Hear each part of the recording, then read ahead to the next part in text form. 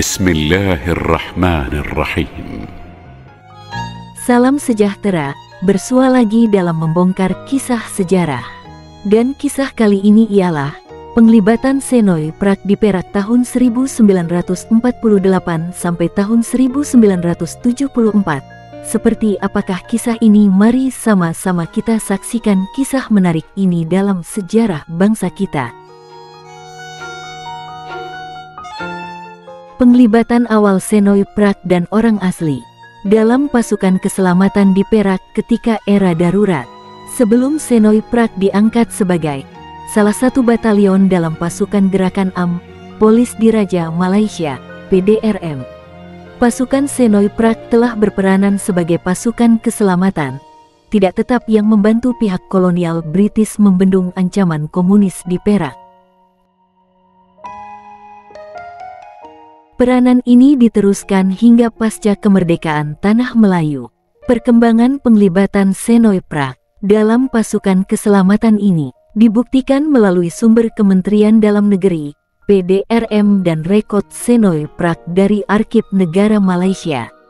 Hasil kajian mendapati, struktur awal pasukan Senoy Prague telah dibina oleh pihak British melalui latihan yang dilaksanakan oleh Special Air Regiment dari England.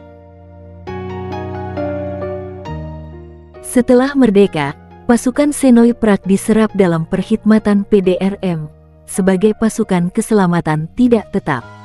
Walaupun berlaku usaha untuk meningkatkan kapasiti pasukan dan taraf sosial orang asli, cabaran pembentukan batalion pada awal tahun 1970-an mengakibatkan kedudukan Senoy Prague tidak mengalami perubahan besar sejak era pentadbiran British.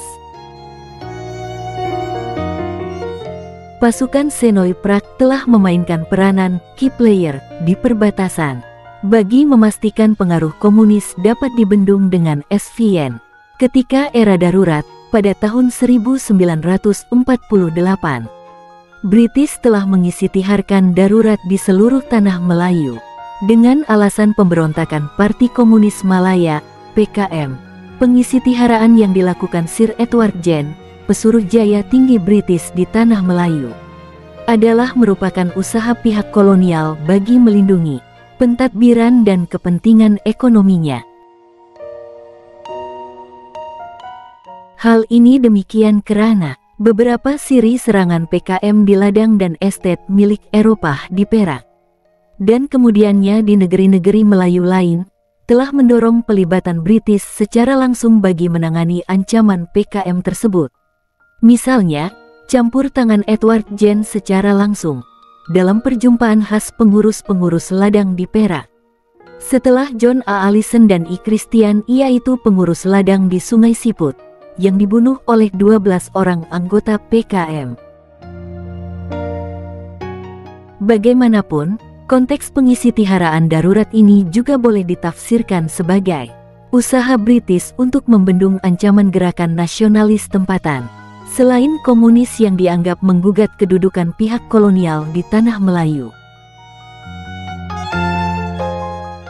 Kisah ini memberi tumpuan berkaitan penglibatan orang asli dari suku Senoy Prague dalam pasukan keselamatan ketika darurat di Perak. Usaha British membasmi ancaman terhadap kedudukannya sebagai kuasa kolonial turut melibatkan penubuhan pasukan keselamatan pada peringkat akar umbi. Hal ini demikian karena British menilai gerakan propaganda oleh pihak komunis berupaya mempengaruhi sikap orang asli untuk menentang pentadbiran kolonial. Selain itu, British turut menggunakan alasan keganasan PKM merampas petempatan orang asli di dalam hutan untuk mendapatkan sokongan penduduk pribumi. Indikator kejayaan British memperoleh sokongan orang asli adalah melalui sokongan mereka yang menawarkan diri untuk membantu pasukan polis membendung kegiatan komunis. Berdasarkan perkembangan ini, kisah ini membincangkan penglibatan orang asli dalam membasmi kegiatan PKM, sehingga membawa kepada penubuhan Senoi Prak sebagai sebuah pasukan keselamatan di Perak. Sejarah Senoi Prak boleh dikatakan masih kurang mendapat perhatian para pengkaji. Walau bagaimanapun, pemberontakan PKM dan kesan kegiatan PKM ketika era darurat telah banyak dibincangkan dalam kajian lepas. Selain itu, terdapat juga kajian yang membuktikan wujudnya sumbangan orang asli dalam membanteras kegiatan komunis di tanah Melayu. Misalnya, penulisan Muhammad Sayuti Hasan atau Yahya dan Rohaida Nordin, dan penulisan Iskandar Carey menjelaskan wujudnya usaha British untuk mendapatkan sokongan orang asli untuk membendung pengaruh komunis.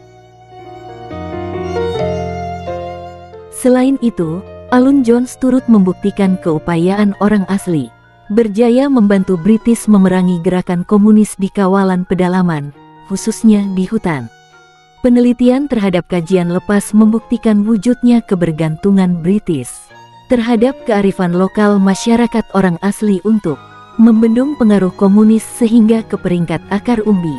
Perspektif ini memberi sumbangan terhadap sudut pandang lain terhadap sikap pihak kolonial yang menggunakan perintah darurat untuk melindungi kedudukan British. Selain itu, kajian terhadap penglibatan orang asli dalam pasukan keselamatan pasca merdeka juga mengiktiraf kepentingan mereka walaupun bukan sebagai pasukan keselamatan tetap, tetapi berupaya membantu pasukan polis hutan. Sungguh pun begitu, dalam kajian awal kurang memberi penumpuan terhadap pasukan Senoi Prak yang masih wujud sehingga hari ini. Justru, kajian ini menggalurkan penglibatan Senoi Prak dalam pasukan keselamatan sehinggalah pasukan ini diangkat sebagai pasukan keselamatan tetap dalam PDRM. Kepentingan kajian ini adalah untuk mengiktiraf peranan pasukan Senoi Prak yang berupaya mendapatkan sokongan daripada suku orang asli lain untuk berkhidmat dalam pasukan keselamatan di Perak.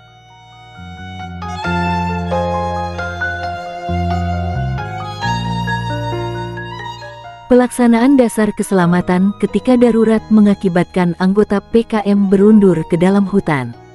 Situasi ini mewujudkan medan perang saraf antara pihak kolonial dengan PKM di hutan. Justru, British dan PKM saling bersaing untuk mewujudkan hubungan baik dengan orang asli. Pihak PKM perlu bergantung dengan orang asli bagi mengukuhkan pertahanannya di dalam hutan, manakala pihak British berhasrat untuk menggunakan orang asli untuk membasmi kegiatan PKM yang berpusat juga di dalam hutan.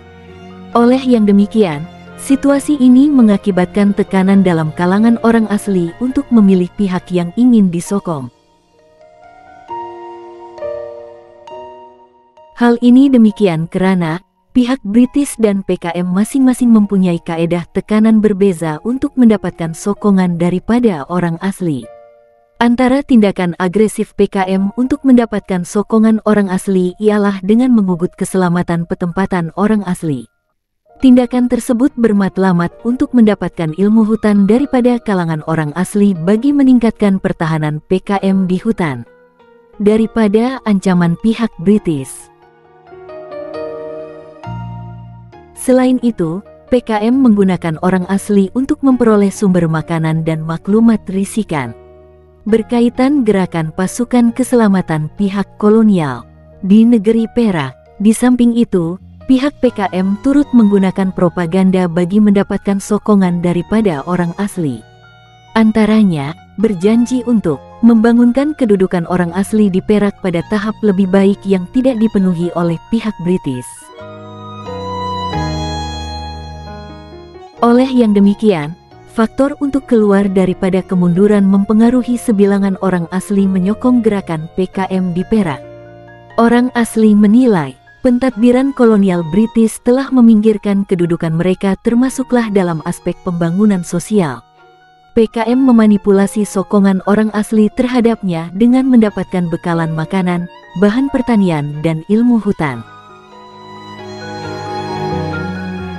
Malahan, penyerapan anggota PKM di kampung-kampung orang asli membolehkan pihak komunis berlindung daripada tindakan pembendungan oleh pihak British. Kampung-kampung ini kemudiannya menjadi pusat gerakan PKM di dalam hutan.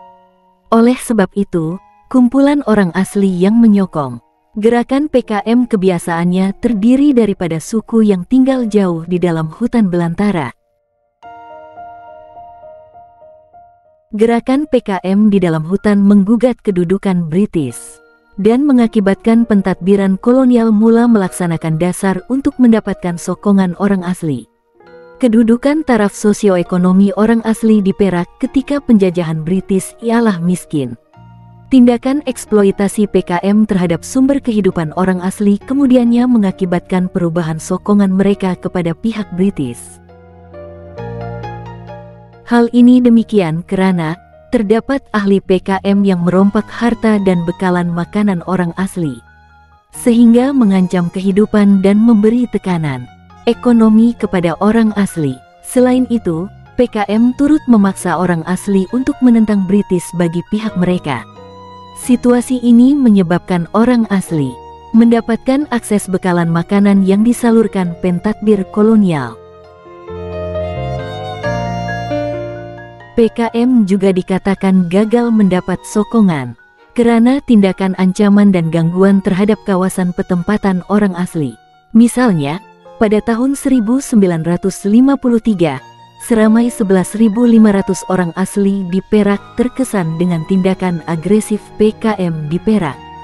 Antara penempatan orang asli yang terjejas ialah di kawasan Lenggong, Sungai Siput, Kuala Kangsar, Ipoh, Kinta, Parit, Fort Slim, Tronoh, dan Batu Gajah.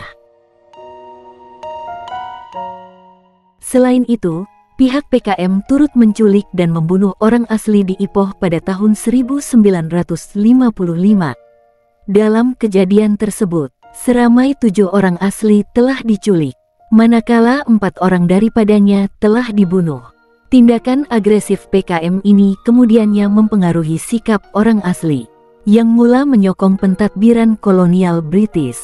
Bahkan, British sendiri memerlukan sokongan orang asli, khususnya di Perak bagi membendung gerakan komunis.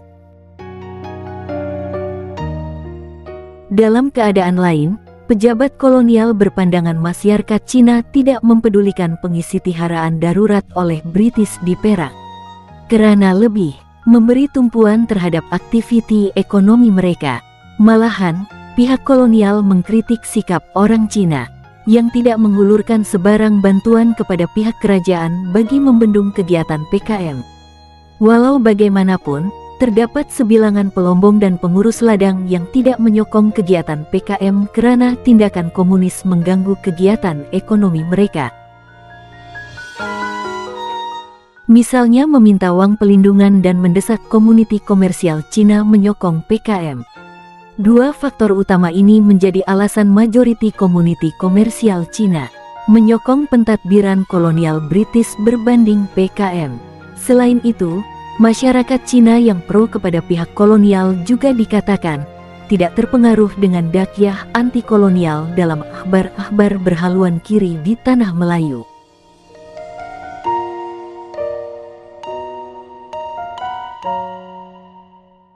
Sokongan orang asli di Perak terhadap British ketika darurat boleh diteliti melalui perkhidmatan mereka dalam pasukan keselamatan kolonial. British menggunakan sepenuhnya kemahiran dan kepakaran ilmu hutan yang dianggap unik bagi membendung kegiatan PKM di dalam hutan. Penglibatan orang asli ini juga merupakan salah satu strategi British mengukuhkan kedudukan mereka di tanah Melayu sehinggalah darurat ditamatkan. Umumnya, penglibatan orang asli dalam pasukan keselamatan kolonial bermatlamat membendung kegiatan komunis di kawasan hutan tebal. Jenis penglibatan orang asli tersebut dikesan dalam perkhidmatan keselamatan kolonial yang ditubuhkan British, seperti Polis Hutan, Skuad Hutan, Senoy Prak dan Kompeni Hutan. Bagaimanapun, kisah ini memberi tumpuan terhadap penglibatan orang asli dalam Senoy Prak. Disebabkan majoriti orang asli terlibat dalam pasukan tersebut yang juga dikenali sebagai pasukan lelaki pejuang. Pasukan Senoy Prak telah ditubuhkan sebagai pasukan tidak rasmi oleh British selepas pengisitiharan darurat pada tahun 1948 di Perak. Senoy Prak hanya mula diisitiharkan sebagai pasukan keselamatan orang asli pada tahun 1956. Keahlian pasukan Senoy Prak ini adalah terdiri daripada orang-orang asli suku kaum Temiar, Semai, Senoy dan juga Semelai. Seperti pasukan keselamatan lain, Senoy Prak juga mempunyai pakaian rasmi, yang mempunyai lambang lencana jabatan orang asli. Selain senjata, mereka turut dibekalkan dengan peralatan berhemah untuk tugas-tugas di dalam hutan. Bersama-sama kompeni hutan pasukan polis, kesemua anggota pasukan Senoy Prak yang bertugas di dalam hutan telah dilatih mengenai ilmu hutan, ilmu perang, menggunakan senjata api dan kegiatan risikan. Bagaimanapun, oleh sebab Senoy Prak hanya merupakan pasukan yang kecil, peranan rondaan keselamatan yang ditugaskan kepada mereka hanyalah terbatas di kawasan pendalaman dalam jangka masa yang singkat.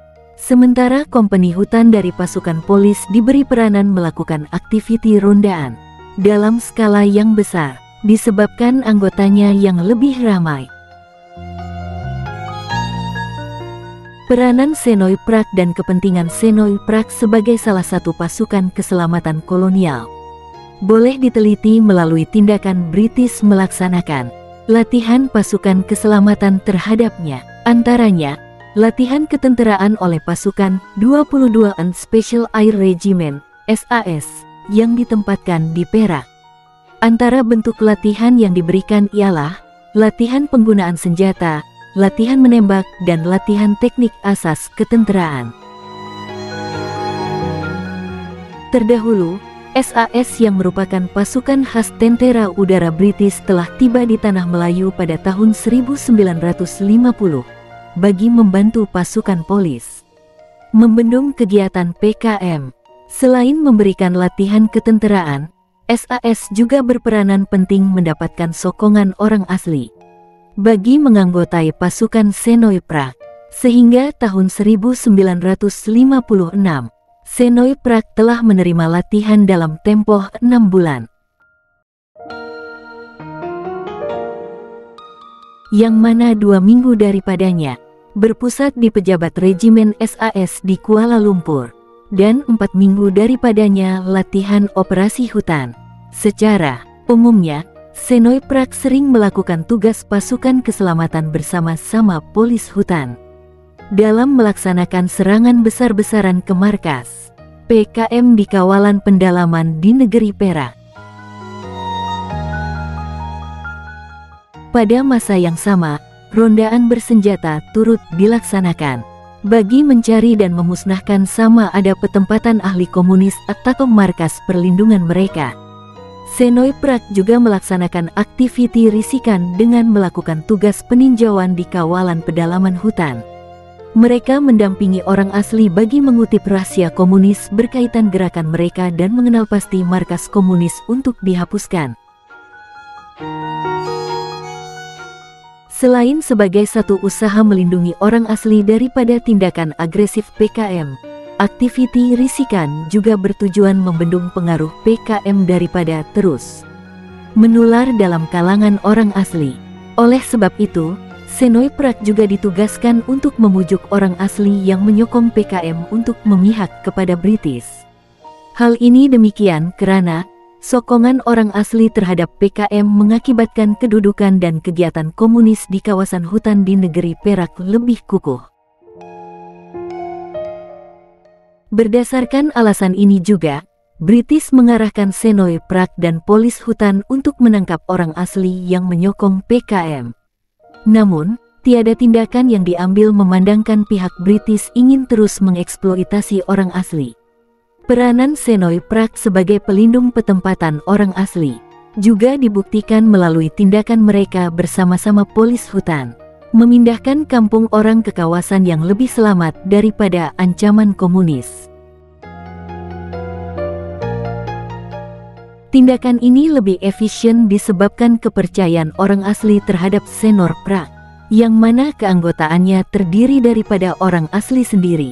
Selain itu, Senoy Prak dan polis hutan turut berperanan membina kubu-kubu hutan di kawasan petempatan orang asli. Tujuannya adalah untuk mengurangkan risiko orang asli ditawan oleh komunis, dan bertujuan untuk menjadi tempat berselindung bagi orang asli sekiranya kawasan petempatan mereka diserang komunis. Oleh yang demikian, pasukan polis hutan dan Senoy Prak telah membina banyak kubu di negeri Perak. Tindakan tersebut bertujuan memelihara keselamatan orang-orang asli. Kubu-kubu yang dibina juga berfungsi lengkap dengan kemudahan pentadbiran, keselamatan serta kesehatan. Misalnya, setiap kubu mempunyai pusat perubatan bagi orang asli yang sakit. Usaha pembinaan kubu ini juga telah membuat ancaman komunis terhadap orang asli yang tinggal di Fort Slim, Perak, semakin berkurangan menjelang tahun 1960 dan mengakibatkan kubu di kawasan tersebut ditutup oleh pasukan keselamatan. Hal ini demikian karena komunis di kawasan Fort Slim tidak mempunyai kesempatan untuk mempengaruhi orang asli. Ekoran kawasan tersebut dikawal dengan ketat oleh pasukan keselamatan Senoy Prak dan polis hutan.